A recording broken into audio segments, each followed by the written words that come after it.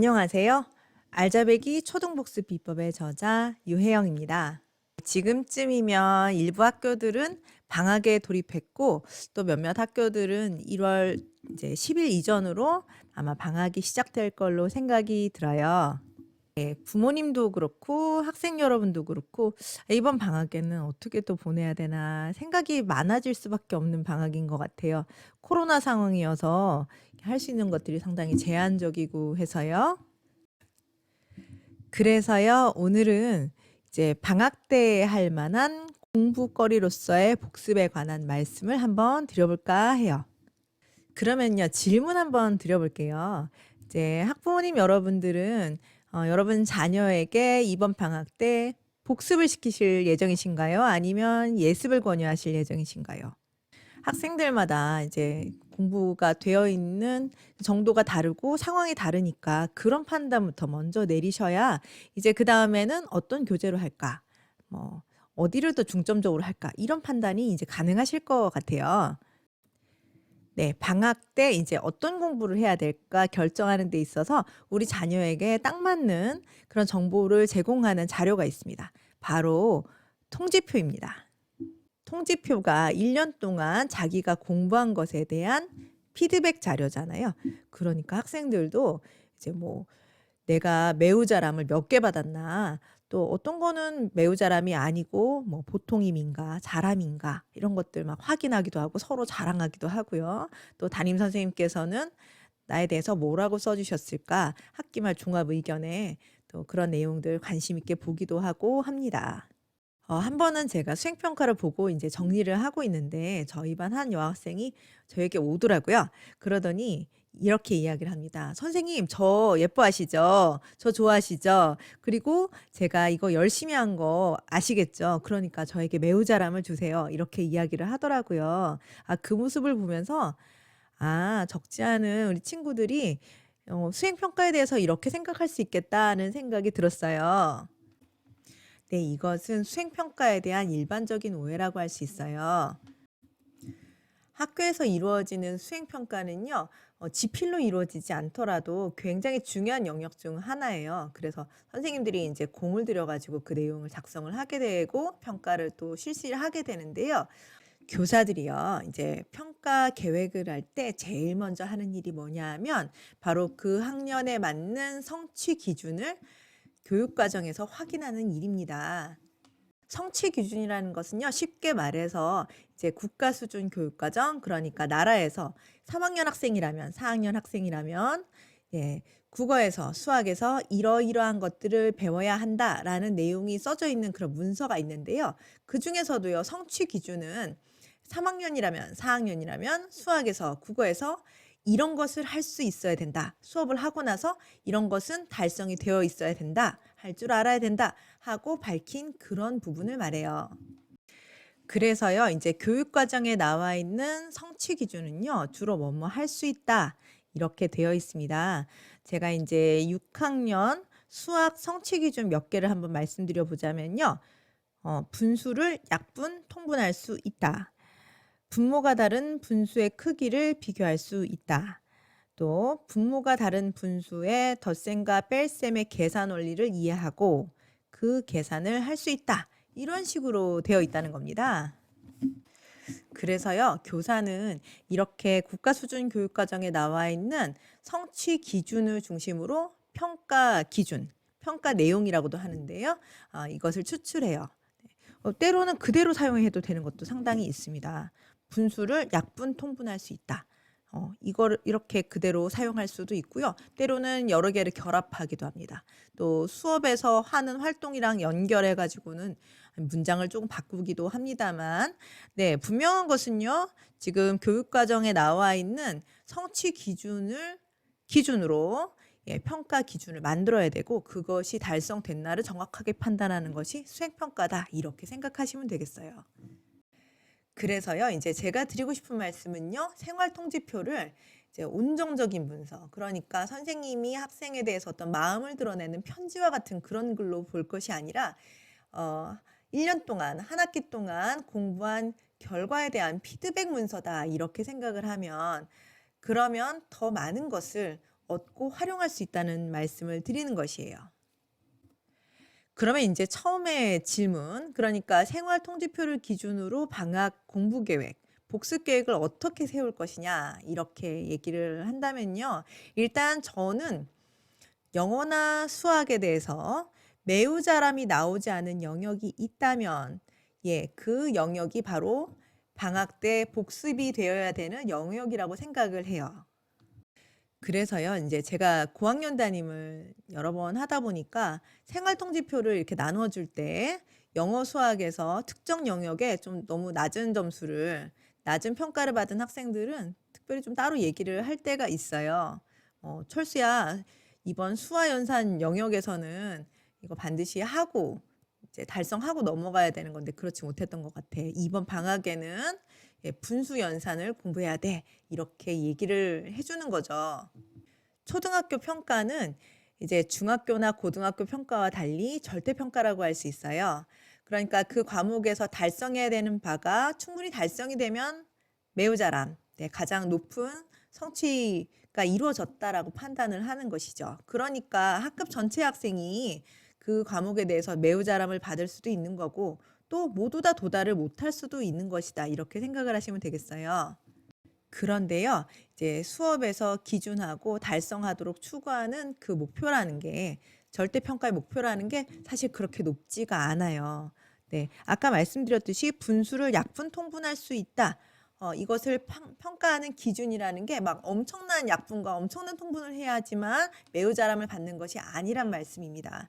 그러니까 만약에 생활통지표에서 이제 뭐 4단계, 5단계라면 매우 잘함, 3단계라면 잘함과 같은 최고 수준의 평가를 받지 못했다면 그것은 이제 충분히 공부한 내용을 완전히 소화하지 못했다. 부모님께서 이렇게 판단을 하셔도 된다. 이런 말씀을 드립니다.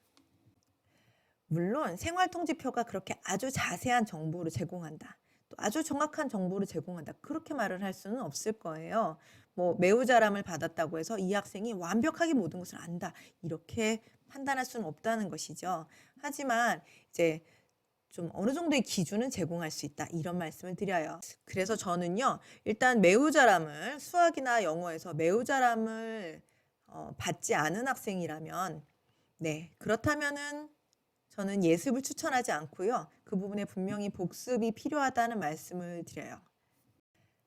그렇다고 해서요. 이제 이 학생이 만약에 수학에서 매우 잘함을 받지 못했다 하더라도 모든 영역이 다 약한 것이 아니라는 거죠. 뭐 수학 연산 영역일 수 있고요. 도형 영역일 수 있고 이렇게 학생이 약한 부분이 이제 어느 정도 나와 있단 말이죠. 그러니까 그런 부분을 골라내어서 좀 효과적으로 단시간 안에 복습할 수 있도록 계획을 짜는 것이 좋겠다 말씀을 드려요.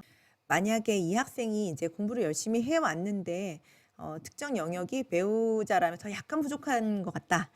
이렇다면은 그러면 이제 풀었던 문제에 집중해서 그 약한 부분에 해당하는 문제를 뭐 20문제면 20문제, 30문제면 30문제 이렇게 골라내어서 다시 푸는 방법. 이렇게 좀 간단한 방법으로 이제 복습을 할 수가 있겠고요. 만약에 그렇지 않고 좀 중간 이하다. 그런 학생이라면요. 교과서를 다시 푸는 것을 추천드려요. 이제 전체를 다 푸는 것이 아니라 그 약한 부분에 대한 교과서 문제를 이제 교과서의 흐름을 쫓아가면서 푸는 거 이런 것들 추천을 드립니다. 이제는 매우 잘함을 받은 학생들에 대해서 말씀 한번 드려보면요.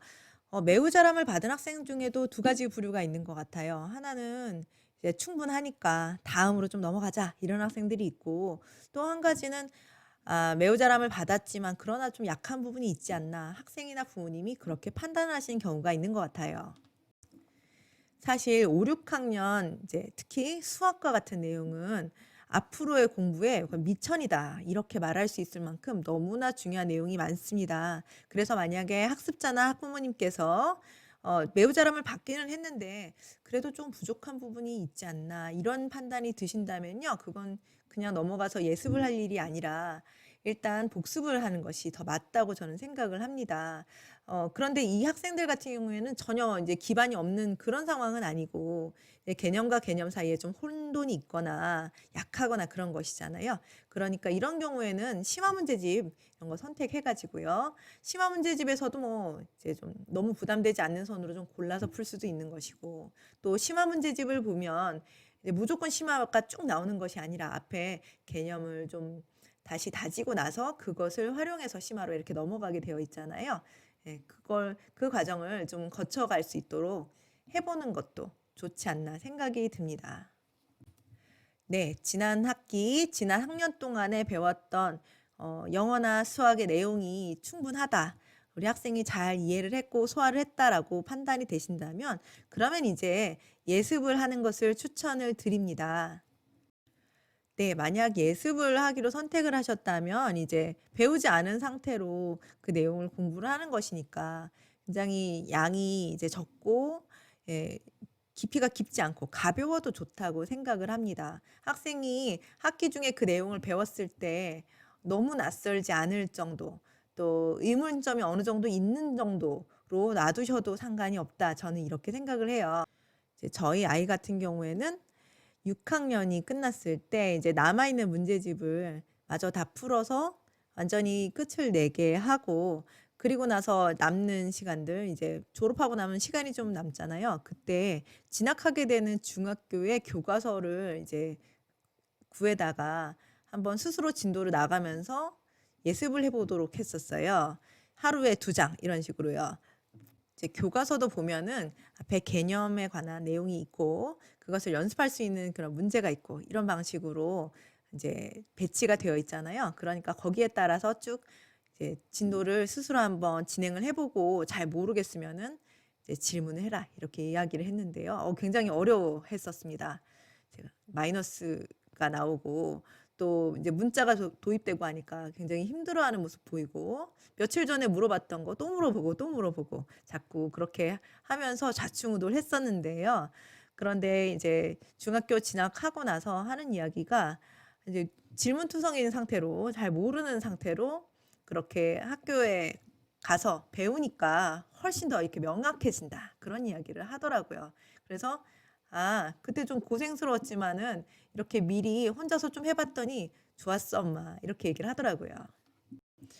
그래서요, 저는 일단 그 수학에 있어서는 수학이 굉장히 위계적으로 되어 있기 때문에 만약에 매우 잘함 또는 잘함이 나오지 않았다. 그러면은 그 부분에 대해서는 확실하게 복습을 이제 방학 동안에 하고 다음 학년을 맞이해야 된다. 이렇게 말씀을 드릴 수가 있을 것 같고요. 영어도 예, 마찬가지로 부족한 부분이 있다면 방학을 통해서 보충을 하는 것이 맞습니다. 예, 학교 영어를 좀 쉽게 생각을 하는 학생들이 많이 있는데, 그런데 쉽다고 하는데 만약에 매우 잘함이 나오지 않았다. 최고 이제 그 평가가 나오지 않았다면은 그것은 뭔가 이유가 있는 것이고요. 그것은 짚고 넘어가야 되는 부분이다. 이렇게 생각을 하시면 좋겠습니다.